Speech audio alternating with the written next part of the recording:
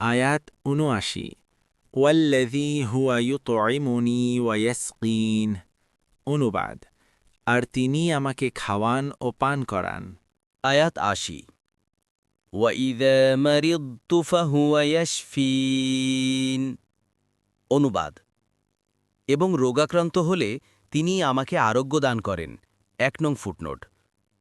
অর্থাৎ আমি যখন অসুস্থ হই তখন তিনিই আমাকে আরোগ্য দান করেন। এখানে লক্ষণীয় ব্যাপার যে রোগাক্রান্ত হওয়াকে ইব্রাহিম আলাইহিসসালাম তার নিজের দিকে সম্পর্কযুক্ত করেছেন, যদিও আল্লাহর নির্দেশেই সব কিছু হয়। এটাই হল আল্লাহর সাথে আদাব বা শিষ্টাচার। দেখুন বাগভি ও কুরতুবি।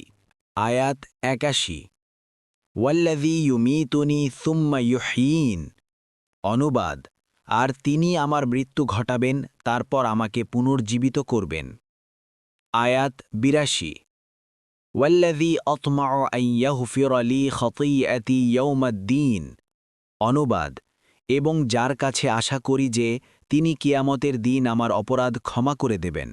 আয়াত ৮৩ রব্বি হাবলি হুকমান ওয়া আলহিকনি বিসসালিহিন।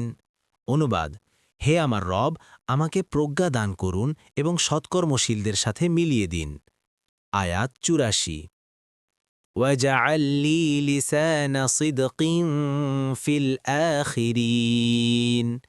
অনুবাদ, আর আমাকে পরবর্তীদের মধ্যে যশস্বী করুন। তাফসীর ১ নং ফুটনোটের বিবরণ। এ আয়াতের অর্থ এই যে আল্লাহ আমাকে এমন সুন্দর তরিকা এবং উত্তম নিদর্শন দান করেন যা কেয়ামত পর্যন্ত মানবজাতি অনুসরণ করে এবং আমাকে উৎকৃষ্ট আলোচনা এবং সদ্গুণাবলী দ্বারা স্মরণ করে। ফতহুল কদির, বাগাভি, কুরতুবি। আয়াত ৮৫ ওয়াজআলনি মিন ওয়ারাসাতি জান্নাতিন নাঈম।